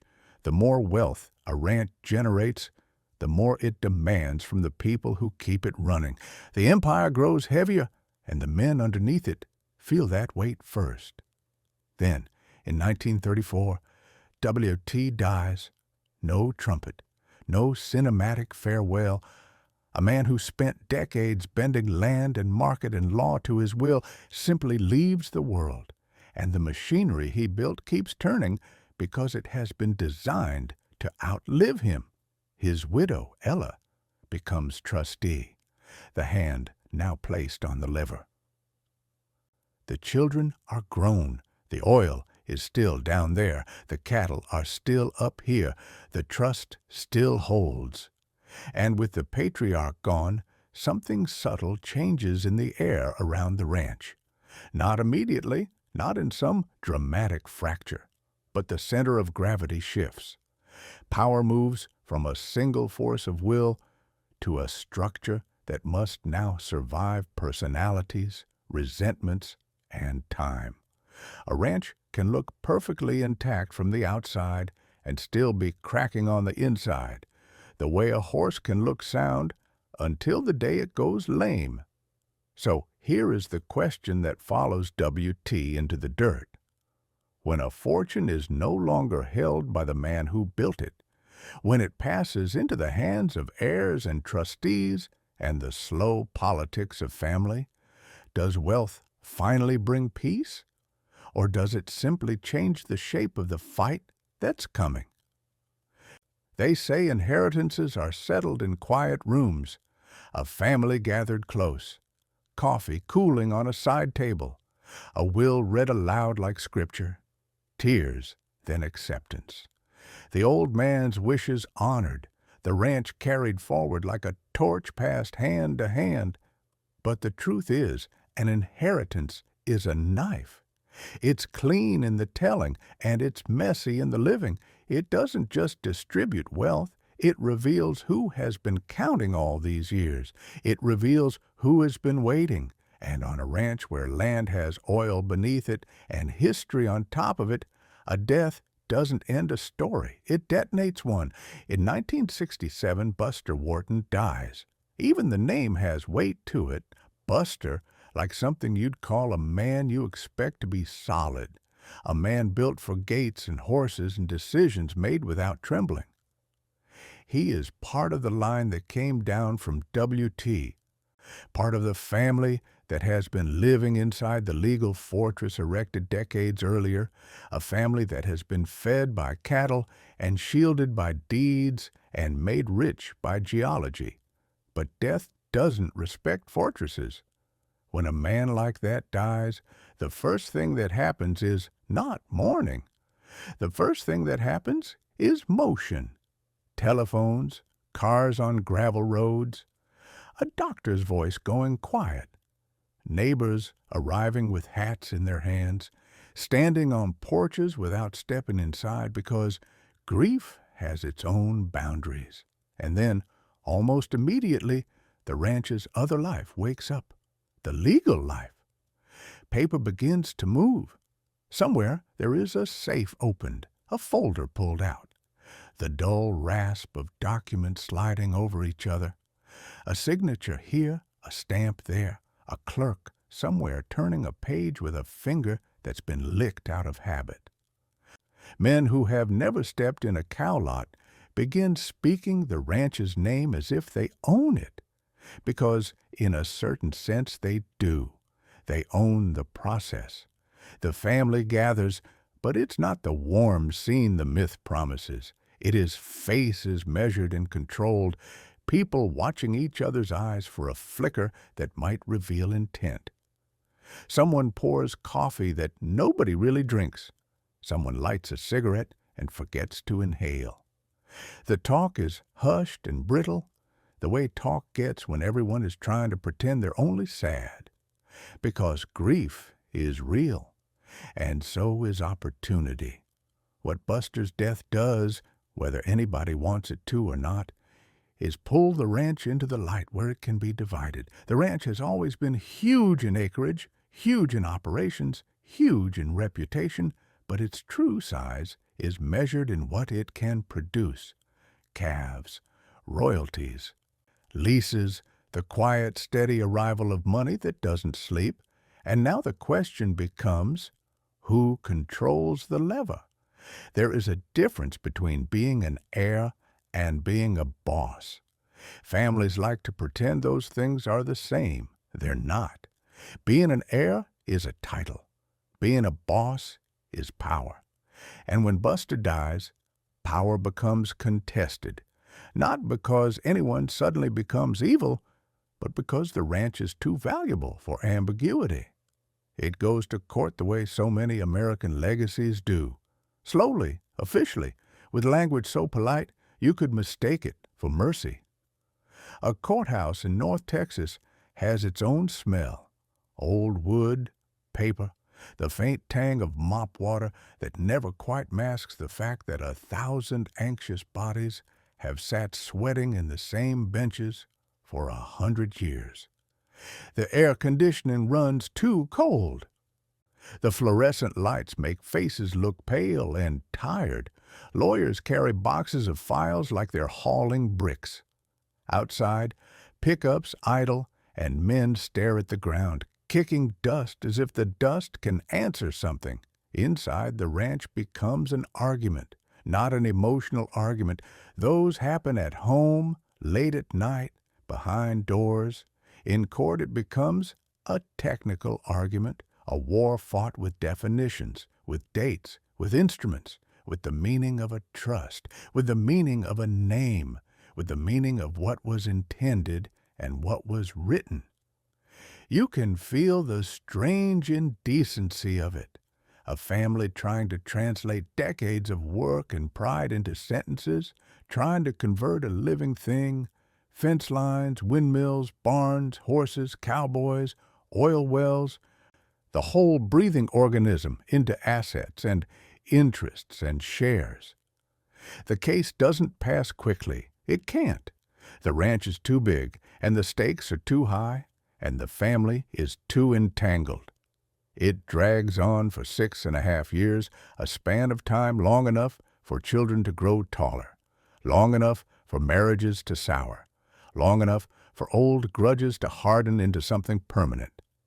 6.5 years is not just a number. It is seasons stacked. It is branding time coming and going while lawyers argue. It is calves born and sold while depositions pile up. It is oil checks arriving while family members are paying legal fees out of the same fortune they're fighting over. The ranch keeps running because it has to, because cattle don't pause for probate. But it runs with a tension threaded through it like wire pulled too tight. And the invisible workforce feels it first. Cowboys don't get to say, "Let's wait until the lawsuit ends." They saddle up anyway. They doctor sick calves anyway. They mend fence anyway. They ride out into weather that doesn't care who's suing who. But even if nobody tells them anything directly, they know. They can smell trouble the way horses can. A ranch has moods. The foreman's voice gets sharper. Decisions get delayed. Spending gets questioned. Plans get revised. And every man doing the work understands in his bones that when rich people fight, it's the working people who bleed out slowly. At some point, the fight climbs high enough that it reaches the Texas Supreme Court. That's a long way from a branding pen. That's marble and procedure and law clerks and a kind of silence that has nothing to do with respect and everything to do with control. A ranch that began with 242 cattle and a boy walking behind them has now become a question debated by the highest court in the state, not because the court cares about cattle, because the court cares about ownership. In the end, the court decides that Bucky Wharton is the legitimate heir. There's no cinematic gavel slam that fixes a family. A ruling doesn't heal anything. A ruling just chooses a winner on paper and leaves everyone else to live with what that paper did to them. And so the ranch survives the death, as it always has, by turning human conflict into legal structure. Bucky Wharton holds one side of it. Electra Waggoner Biggs holds the other. Two branches of the same bloodline now staring at each other across the same land, each believing in their own private way that they are the true steward. That's the quiet horror of it. The ranch doesn't get smaller when it's split like this. It stays just as big, just as complicated, just as hungry. The only thing that changes is the number of hands on the reins and how badly those hands want to pull. So when the dust settles and the titles are sorted and the family finds itself in joint ownership, what happens next? What happens when an empire is divided into equal halves? When two people each hold a key to the same safe and neither can open it alone? They say a 50-50 split is fairness. They say it's the civilized way to keep peace in a family. No one cheated, no one crowned, no one cast out. Two hands on the reins, two voices at the table, a balance. But the truth is, a ranch doesn't run on balance. It runs on decisions, and a perfect split is not peace. It's a deadlock you can inherit. By the time the dust of the 1967 inheritance fight settles, the Waggoner Ranch is still enormous in the only ways that matter: land, livestock, and the quiet underground paycheck of oil. The public hears ranch and thinks of cows and grass, but the people inside it know it's also wells, leases, royalty checks, pipeline easements, paperwork stacked so high it can make a man feel smaller than the landscape. Two names sit across from each other like opposing flags. Bucky Wharton on one side, Electra Waggoner Biggs on the other. And over the years that follow, ownership hardens into something simple and brutal. 50% and 50%. Half and half sounds clean until you picture what it does in real life. It means every major decision becomes a negotiation. Not the romantic negotiation of compromise, but the grinding kind. Two parties, with equal power, equal suspicion, and equal ability to say no. It means the ranch doesn't just need rain, it needs agreement. It needs two families to share one mind. By 1981, the structure is explicit enough to be almost comedic if it weren't so expensive. Two sides, two directors, one from each camp, and a governing setup that can't break a tie because it's built out of ties. There's supposed to be a trustee, a steady hand above the factions, but even that role becomes unstable. The trustee position ends up vacant, the chair empty, the authority hollowed out, and you can feel what that looks like on a Tuesday morning in the ranch office. A long table, a mop on the wall with lines that used to mean expansion and now mean boundaries between cousins. A calendar with ranch work penciled in, shipping dates, branding, feed deliveries, and beside it, the quiet calendar of money, oil payments, lease renewals, tax deadlines. There's coffee in a pot that's been burned down to bitterness, a fan turning slow, a secretary's typewriter clacking like an insect. The meeting begins like a prayer begins, everyone pretending they want the same thing. Someone clears his throat and says the numbers, how many calves hit the ground this spring, how many head shipped, what the pasture looks like after a dry month. Then the real agenda creeps in. A lease that needs to be signed, a road that needs to be built, a piece of equipment that needs replacing, a manager who wants authority to spend money now instead of waiting for signatures that may never come. This is where a ranch lives or dies, in the small decisions made on ordinary days. One director wants to invest, the other wants to hold. One wants to drill a new well, the other wants to protect the surface. One wants to sell a small tract that's hard to manage. The other hears the word sell and tastes betrayal. And because it's 50-50, because it's engineered to be fair, it's engineered to be immovable. A ranch can survive a drought better than it can survive hesitation. You can plan for drought. You can't plan for paralysis. Out on the land, the cowboys still saddle up. They don't have the luxury of deadlock. A heifer is calving wrong in a draw, you go. A windmill is down, you fix it. Fence line cut by a storm, you mend it. That work does not care about corporate structure, but the shape of the work changes when leadership can't agree. Repairs get deferred. New ideas die in meetings. Managers learn to do the minimum that won't get them fired by either side. The ranch becomes cautious. Not cautious in the smart way, the way a man is cautious around a snake, but cautious in the cowardly way. Afraid to move because movement creates enemies. And all the while the land keeps producing its quiet money.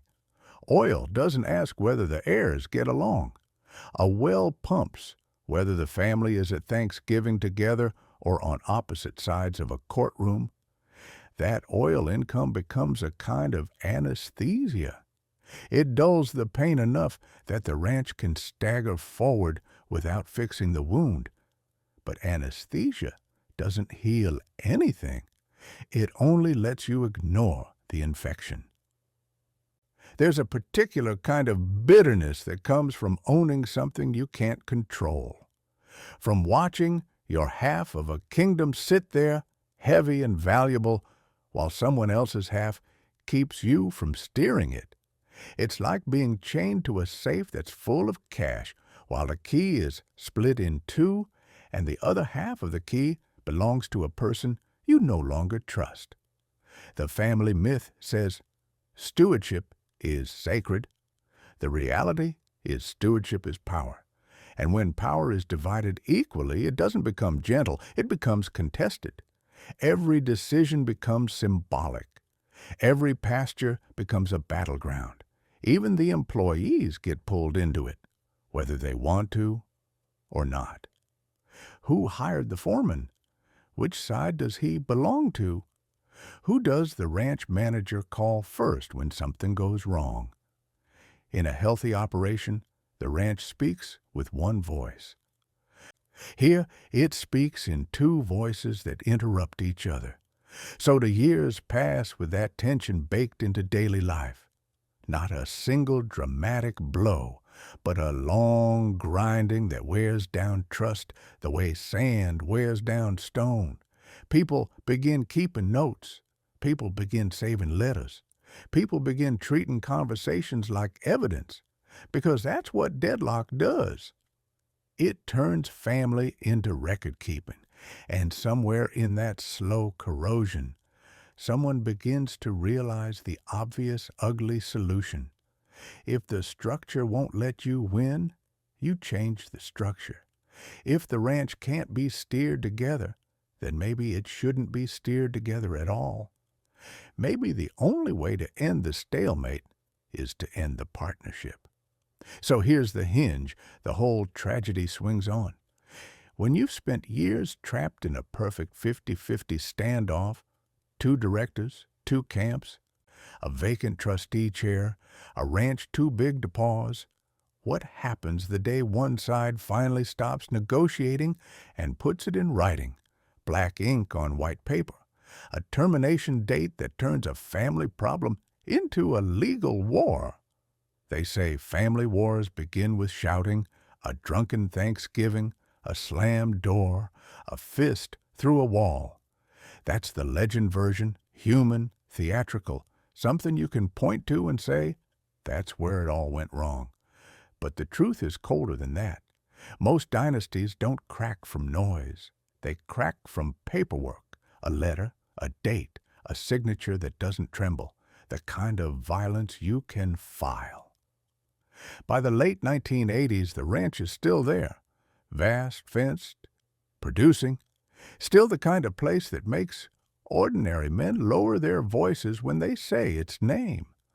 Hundreds of thousands of acres, a living machine of cattle and horses and oil wells and payroll and repairs that never end. But inside that machine, the 50-50 split has become a kind of permanent weather, always present, always pressing. 2 camps, 2 directors, 2 keys to the same safe, and a third chair that matters most, empty. The trustee position, meant to be the steady hand above the factions, has become a symbol of absence. The ranch is a body without a spine. Day-to-day work still happens because it has to happen. Calves still hit the ground. Trucks still roll. Men still ride out before dawn. But leadership is a knife edge. Every decision that costs real money becomes a referendum on loyalty. And then the broader economy turns sour in a way ranch country understands too well.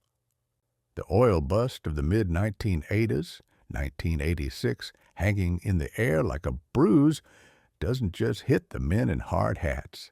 It hits land values. It hits the mood of lenders. It hits the confidence of anybody who's been living off royalties and believing that the ground will always keep forgiving you. When oil money tightens, everything else has to carry more weight. Cattle markets don't suddenly become kind. Taxes don't take pity. Equipment still breaks. The ranch still demands its feeding. That's the pressure behind the scenes when the letter is written. February 1989. Winter still has its grip. Cold mornings, brittle grass, the kind of wind that finds the gaps in your coat and slides a hand down your spine. Somewhere in an office, fluorescent light, coffee gone stale, a desk scarred by years of ledgers and decisions. Paper is fed into a typewriter or printed out crisp and official. Letterhead, formal language, no poetry, just intent. A man signs it. The ink dries. The signature becomes a lever. The notice is delivered, written notice, setting a termination date. March 31st, 1991.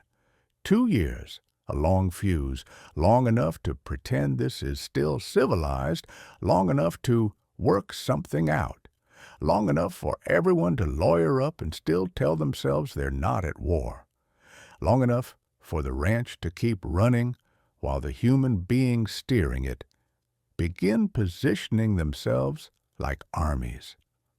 This is how modern feuds begin, not with a gun, but with a deadline. You can picture the letter arriving like you picture any bad news arriving on a ranch, quietly, in daylight, carried by a person who wishes they weren't the one holding it. An envelope in a hand, a pause before it's opened, a glance at the signature, the moment of understanding when the words stop being words and become a corridor you can't step out of. Termination. Dissolution. These are not ranch words. They are corporate words, courtroom words, the kind of language that treats a living place like a contract that's run its course. And once that notice is in the air, everything changes shape. Every conversation becomes strategy. Every meeting becomes a rehearsal for testimony. Men who used to talk plainly begin choosing their words as if a court reporter is hiding in the corner. People start keeping copies. They start documenting. They start thinking in terms of record. The ranch's daily life, already heavy, now has an extra weight hung around its neck. Suspicion. Then the trustee resigns. That detail matters because it's not dramatic, but it is catastrophic. A trustee walking away is not a fight, it's a surrender. It leaves the structure exactly as it was built to fail. Two sides with equal power, no referee, no higher hand to break the tie. A vacancy where authority is supposed to sit. So the ranch keeps operating under a kind of forced improvisation. Directors and managers do what they can. They approve what they must. They postpone what they can't agree on. The machine stays alive because people are still paid. Cattle still need feed, and oil still comes up whether the family is speaking or not. But the longer it goes on like this, the more every delay becomes evidence that the system cannot hold. And as the termination date approaches, the atmosphere curdles. By early 1991, the calendar has the feel of a countdown. March isn't just spring coming, it's the end of the agreement. March 31st, 1991, sits there like a nail. Then comes the lawsuit. Not as a surprise. Surprises don't last 2 years, but as the inevitable next step once both sides decide that negotiation has become performance. The big side moves for a receiver. In plain terms, it is a request for the court to take the wheel because the family can't or won't drive together anymore. A receiver is another one of those words that strips romance out of the story. It means a stranger with authority. It means the ranch reduced to something the court must manage. It means the family admitting, through legal pleading, that their private kingdom can no longer govern itself. Imagine what that feels like for the people actually doing the work. Cowboys who have ridden the same pastures for decades. Foremen who know every windmill by sound. Office staff who have filed royalty checks and cattle receipts and repair invoices until the paperwork feels like a second weather system. They didn't sign the notice. They didn't draft the petition. But they will live in the consequences. They will be the ones answering questions. They will be the ones caught between camps when one side demands loyalty and the other side demands the same. And all of it happens while the ranch remains, stubbornly, what it always was: land, grass, cattle moving slow across a horizon, pump jacks nodding in the distance. A place large enough to make human drama seem small, until you realize human drama is exactly what can destroy it. This is the moment the family war becomes official. Not whispered, not implied. Filed. A letter in February 1989. A termination date of March 31st, 1991. A trustee resigning into vacancy. A petition for a receiver. And the ranch, still breathing, standing there like a giant animal while the people who claim to own it begin pulling it toward a courthouse. So what happens when a family finally hands its deadlock to the state? When the fight moves from ranch office and dinner table into the fluorescent cold of a courtroom, and the only thing left to decide is how long the war can be made to last. They say the courts exist to end things, that the judge listens, weighs right and wrong, and brings a clean stop to human trouble. They say if you can't settle it at the kitchen table, you settle it under fluorescent lights, and then you go home. But the truth is, a courthouse can become a pasture for grief, a place where disputes don't die, they graze, they fatten, they outlive the people who started them, and if you've got enough land and enough money and enough pride, the law won't stop the war. The law will host it. In March of 1991, after that termination date has been set, March 31st, 1991, the fight steps fully into the system. It doesn't come in on horseback.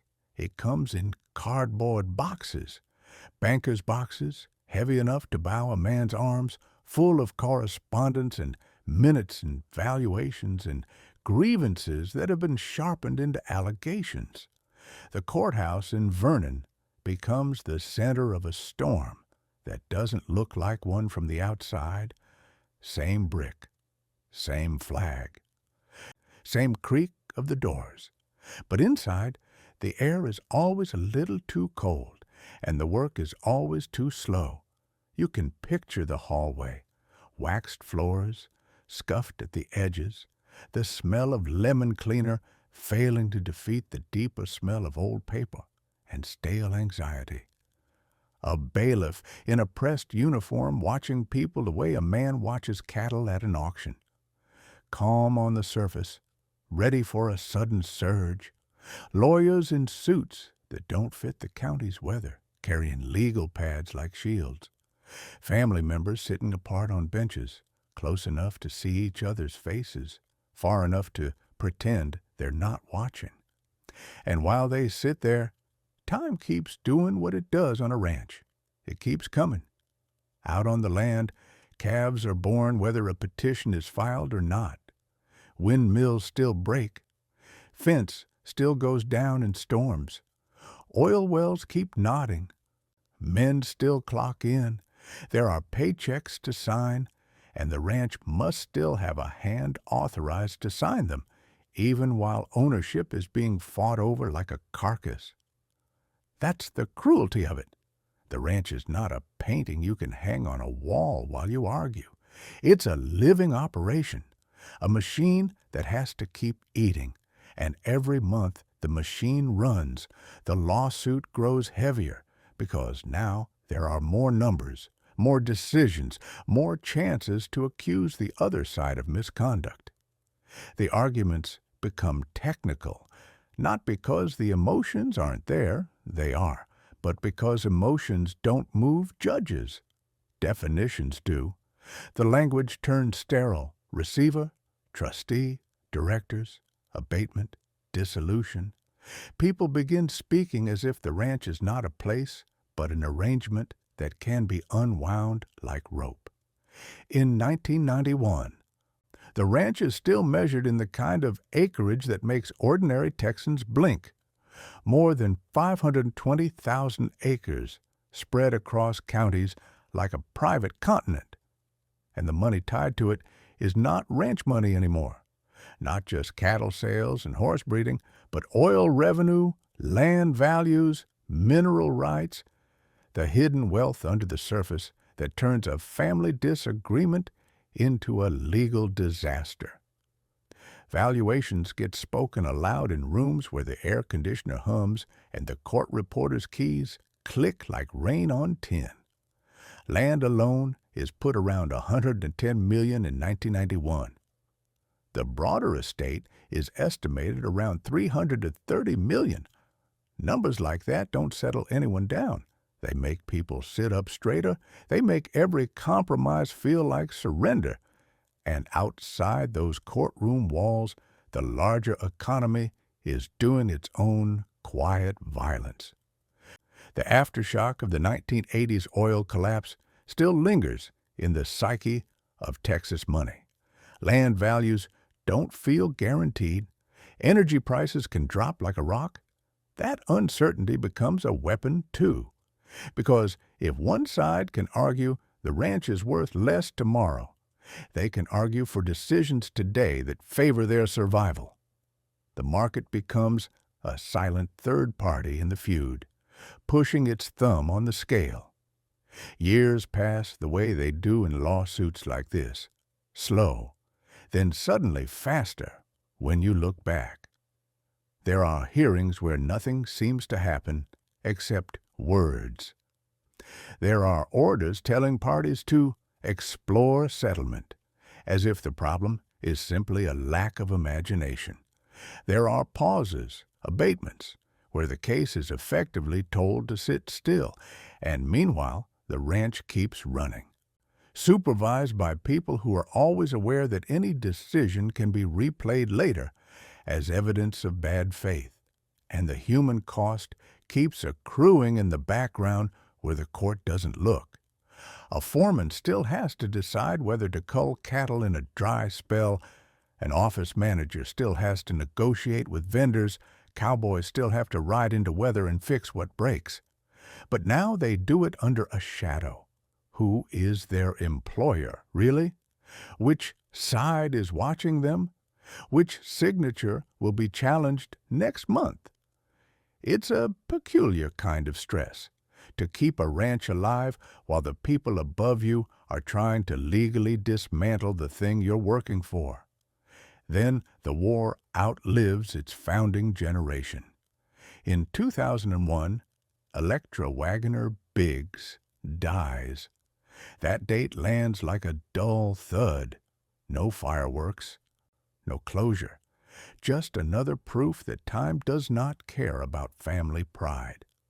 The lawsuit doesn't die with her. The ranch doesn't breathe easier. The conflict simply shifts to heirs and representatives and estates. The fight passed down like a sickness. By the early 2000s, the courthouse has seen the same names so many times they start to feel like fixtures. Clerks recognize them. Lawyers age in front of each other. The case becomes a long relationship nobody chose, but everyone is forced to maintain. And eventually, the court begins to speak in the language of endings. Orders emerge that point toward liquidation, toward sale, toward the idea that the only way to resolve a partnership that can't be repaired is to cut it apart with money. A ranch that was built acre by acre to be held together by fences and trust documents is now being told, in effect, that it will be held together only long enough to be converted into cash. It's an obscene transformation if you love land. The ranch becomes property in the purest, coldest sense. Not home, not legacy, not work. An asset to be sold under supervision. And that's when the real panic sets in, because sell is a simple word until you ask the obvious question, sell to whom? 500,000 acres is not a house. It's not even a normal ranch. It is something closer to a province. It's a thing only a few people in the world can buy, even if they want it. And those people do not buy with romance. They buy with strategy. They buy with accountants. They buy with the kind of money that doesn't have a face. So after 1991 turns into years, and years turn into a decade, and the fight keeps feeding on itself. After the valuations, the hearings, the deaths, the orders, there remains one final brutal hinge. When the court pushes the ranch toward sale, When the family's private war finally opens the gate to outsiders, who exactly has the power to step through and write a check big enough to end it? They say the sale was inevitable, that once a judge points his finger at a thing and says sell it, the world simply obeys.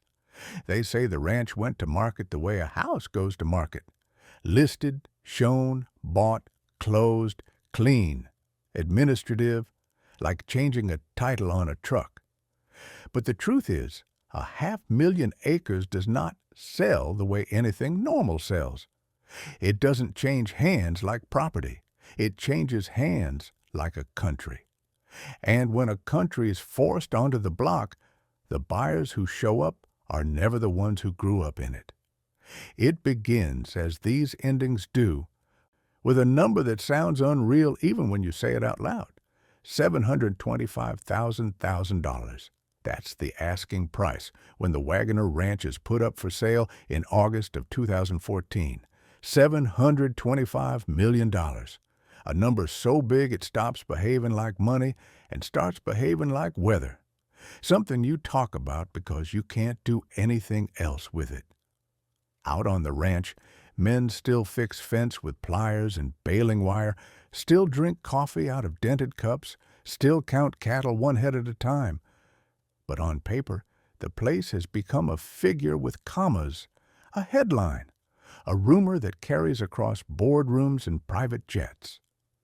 The listing is an announcement to the world. The family's war has finally opened the gate, and the gate swings for a very particular kind of visitor. They don't arrive in dust. They arrive clean. They come in SUVs with tinted windows or in pickups that have never seen a ranch road in spring mud. Some come in helicopters because when you're used to buying big things, you like to see them from above first, like God. They step out wearing boots that look new, hats that still have creases. Brokers walk them through rehearsed sentences: acreage, mineral rights, water resources, hunting leases, wind potential. The brokers speak in a voice that tries to make the place sound both romantic and liquid. History you can own, revenue you can predict. Approximately 520,527 acres, they say, as if you can approximate something that large the way you approximate a recipe. 800 square miles, if you want it in a shape the mind can hold. Bigger than some counties, bigger than the life most people ever live inside. And because it's being sold under the shadow of decades of litigation, everything has a stiffness to it. Paperwork comes first: non-disclosure agreements, proof of funds, lawyers on every call. A ranch that once started with a handshake and a brand now begins with a password-protected data room. The due diligence is its own kind of violence. Men who have never pulled a calf look at production reports from oil wells. They study royalty streams. They ask questions about decline curves and the cost to rework old wells. They want to know how many miles of fence exist and what it costs per mile to maintain. They ask about water rights, about reservoirs and lakes, about pipelines and easements. They want spreadsheets. They want certainty. But a ranch doesn't offer certainty. A ranch offers probability. Grass might grow, or it might burn. Oil might keep paying, or it might turn sour with the market. Cattle prices might rise or fall or collapse for reasons that have nothing to do with Texas at all. The ranch has always been a gamble. Only now it's a gamble big enough that the people making it don't feel the consequences with their hands. The showings continue. The talk swells and recedes. Rumors start. Foreign buyers, billionaires, energy companies, a conservation group, a legacy ranch family trying to keep it in Texas hands. The myth tries to reassert itself that the ranch will be saved by someone who understands it. But the market doesn't care about myths. The market cares about capacity. You need a buyer who can swallow a place like this without choking. A buyer who can wire enormous sums without blinking, and then keep paying enormous sums afterward. Taxes, payroll, maintenance, legal cleanup, capital improvements. A buyer who sees land not as a story, but as a platform. And behind all of it, the ranch continues to function because it has no choice. Cattle still drift toward water. Calves still bawl for their mothers. Horses still stand in shade, flicking flies. Oil pump jacks still nod their slow mechanical prayers. Men still drive ranch roads, checking tanks, checking fences, checking gates. They do their work under a strange new sky, a sky where every day might be the last day under a familiar owner. But the work cannot pause long enough to feel sentimental. When a buyer finally appears who can meet the scale, really meet it, the entire process tightens. Meetings become more frequent, more secretive. The brokers' voices get careful. The lawyers sharpen. Everyone begins to speak as if the deal already exists, and all that remains is to coax it into reality.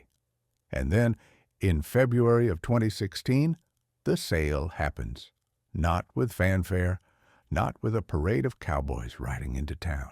It happens in offices where the air is conditioned and the chairs are soft.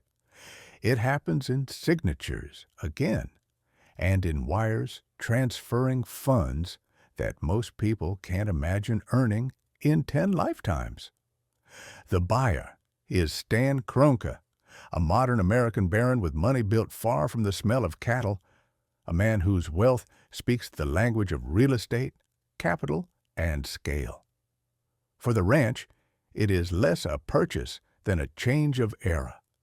A place that began with 242 cattle and a family moving north into danger, built through droughts and raids, through barbed wire wars and oil booms, through trusts and courts and deadlocked boards, now belongs to someone who did not grow up under its sky, someone who did not ride its fence lines, someone who did not inherit the grudges that kept it whole long enough to be sold. And that is the final irony. The family fought for decades to decide who would control the ranch, and in the end, the answer is neither of them. The answer is the market. The answer is a check large enough to silence the argument, but a sale like this doesn't only transfer land, it transfers lives. Because there are people on that ranch who aren't named on any deed, hands who have lived in ranch houses for years, who have raised kids on that payroll, who know every bend of every creek and every gate by the sound it makes when it swings. There are routines older than the lawsuit, older than the listing, older than the buyer. And now, with one closing, all of that becomes subject to a new will. So when the papers are signed and the money clears and the Waggoner Ranch becomes someone else's asset, when the family war finally ends by being sold out from under itself, what happens next to the land and to the people who have been living inside the legend the whole time?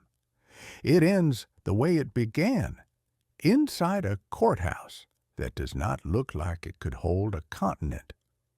Vernon, Texas, low building, flat light, wind worrying the edges of town like it's trying to sand it down to nothing. The same smell of dust warmed and cooled 1,000 times. The same lemon cleaner failing against the deeper odor of old paper, old worry. Fluorescent bulbs turning human faces the color of milk. Benches polished by generations of restless hands.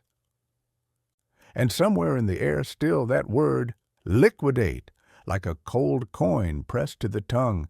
They told you The ranch was a place. They told you it was grass and cattle and men who could ride in the dark. They told you it was a family story. But the courthouse never cared about any of that. The courthouse cared about one thing: whether the world can be reduced to paper and made obedient. And the world said yes. A ranch that once stretched itself across 20,527 acres, a piece of Texas so big it had its own sense of weather, became a number on a listing, $725,000 or $1,000 in August 2014, and then a signed fact in February 2016. The deed changed hands, and with it the meaning changed, not in the speeches, in the quiet details, in who could say yes and who could say no, in whose signature could open the safe. In a story like this, people want to pick a villain. They want a single rotten heart at the center, a greedy heir, a heartless judge, a billionaire buyer with a pen like a blade. But the older truth is that the villain is often the machinery itself, the structure of America, land as commodity, family as corporation, legacy as asset. We built a country where you can take grief and turn it into enterprise, where you can take enterprise and turn it into empire, and where empire eventually becomes a court case with a file number. You can admire what the Waggoners did and still feel sick in the mouth from what it required. Because the ranch didn't start with romance. It started with 242 cattle, 6 horses, and a 15-year-old black boy walking behind them without pay and without choice. It started with a widower moving into danger and a country that pretended it was empty. It grew through wire and law, through felonies and fence lines, and then it learned the deeper American magic: drill for water and find oil. And oil is where the moral arithmetic goes strange. Oil is where a place stops being merely a place and becomes an engine that prints money while men sleep. You can build 1,000,000 acres with sweat and timing and brutality, but you can lose it to a deadline typed in an office. That's what a trust was supposed to prevent. That's what the old man's paper fortress was meant to outsmart. Heirs, marriages, temptation, the slow rot of disagreement. But the trust didn't eliminate the human weakness. It only relocated it. It made the fight quieter, slower, more expensive. It turned family into a board. It turned blood into votes. It turned love into a procedural nuisance. And while the great names fought, the real ranch kept being held up by people whose names never made it onto a deed. Men riding fence in sleet, women in ranch houses keeping food hot and kids clean and bills filed, hands turning wrenches on pump jacks, getting oil on their forearms that wouldn't come off, foremen making decisions in heat that could kill a careless man, clerks in the office balancing accounts while 2 families tried to legally pull the building apart. The invisible workforce that made the myth possible and paid for the myth with their backs. When the buyer came, modern money, modern scale. The ranch didn't end. It shed a skin. It kept its cattle and its horses and its oil, because those are the organs. It kept its numbers because numbers are what the world believes in now. 14,000 cows and bulls, 500 horses, 100 producing oil wells, 30,000 acres of arable land, a 367-megawatt wind farm turning the old prairie wind into a new kind of check. Even water, captured and stored and sold beyond the fence line, because in this century the most valuable thing in Texas might not be oil at all. It might be a clean drink. But the human story shifted, because it always does. Old leases ended. Old assumptions ended. Some people were told to leave homes they'd lived in for decades, not because they were bad people, not because they had failed, but because ownership had changed, and ownership is a God that does not require kindness. A ranch can stay intact as an asset and still break apart as a community. The land endures. The people turn over. So when you look back, what do you see? Do you see a family that held a kingdom together as long as any family could, and then lost it to the inevitable logic of inheritance and modern finance? Or do you see a business that used family as its costume until the costume tore and then sold itself to the highest bidder like any other enterprise? And what about the myth itself, the romantic story of a ranch that belonged to a name? A ranch so large it seemed to defy the country's constant hunger to subdivide and sell. People like that myth because it suggests there are still places untouched by the modern world's appetite. But a courthouse in Vernon, quiet, cold, ordinary, tells a different truth. Nothing is too big to be turned into paperwork. There is a moment, if you sit with it long enough, when you can almost feel the camera beginning to pull back. The courthouse becomes smaller. The town becomes a dot on a map. The roads unwind into the prairie like old rope. The ranch spreads out, fence lines vanishing into distance, tanks catching light, pump jacks nodding, wind turbines turning slow and steady in the same wind that once carried raids and dust and smoke from branding fires. You see cattle as moving punctuation in a vast sentence. You see the ranch houses tucked into trees like secrets. You see the land itself, patient, indifferent, enduring, outliving every lawsuit and every name. And you understand, finally, that the ranch was never just a ranch. It was America, doing what America does, turning ground into money, money into power, power into myth, and myth back into money again.